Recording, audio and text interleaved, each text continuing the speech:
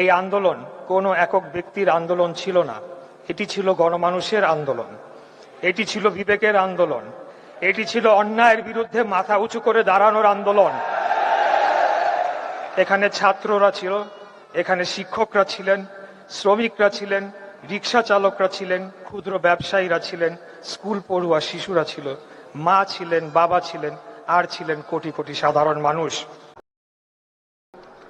আজ এই অনুষ্ঠানে এমন অনেক মানুষ আছেন যাদের শরীরে এখনো সেই সংগ্রামের ক্ষতচিহ্ন বহমান। কারো হাত নেই, কারো পা নেই, কারো চোখের আলো নিভে গেছে, কিন্তু আমি জানি তাদের হৃদয়ের আলো নিভে যায়নি। আর আজ আমরা গভীর শ্রদ্ধার সঙ্গে স্মরণ করি সেই সব শহীদদের যারা আর ফিরে আসেননি।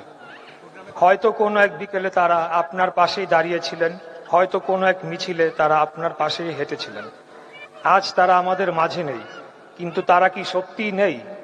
না, তারা আছেন এই বাংলাদেশের প্রতিটি পতাকায়, প্রতিটি স্বাধীন নিঃশ্বাসে, প্রতিটি শিশুর হাসিতে, প্রতিটি মানুষের মুক্ত কণ্ঠে। যে মানুষ নিজের জীবনের চেয়ে দেশের মর্যাদাকে বড় করে দেখে, সে কখনো মৃত্যুবরণ করে না।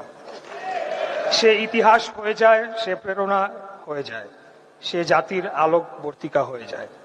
প্রিয় ভাই ও বোনেরা, যারা বিশ্বাস করেছিলেন একদিন বাংলাদেশ আরো ভালো হবে, প্রশ্ন করি আপনাদের তো সুন্দর ভবিষ্যৎ ছিল। আপনারা চিকিৎসক হতে পারতেন, প্রকৌশলী হতে পারতেন, বিজ্ঞানী হতে পারতেন, উদ্যোক্তা হতে পারতেন, বিশ্ব জয় করার স্বপ্ন দেখতে পারতেন। তবুও যখন দেশের সামনে ন্যায় আর অন্যায়ের প্রশ্ন এসে দাঁড়ালো, আপনারা নিজেদের ভবিষ্যৎ আগে দেশের ভবিষ্যৎকে বেছে নিয়েছিলেন। এই আত্মত্যাগী ইতিহাস লেখে, এই সাহসী একটি জাতিকে মাথা উঁচু করে দাঁড়াতে শেখায়। আজ আমি এই মঞ্চ থেকে আপনাদের প্রত্যেককে স্যালুট জানাই, শ্রদ্ধা জানাই, ভালোবাসা জানাই। প্রিয় ভাই ও বোনেরা, আমরা যেন একটা বিষয় কখনো ভুলে না যাই। জুলাই শুধু অতীতের স্মৃতি নয়, জুলাই ভবিষ্যতের দায়িত্বও বটে।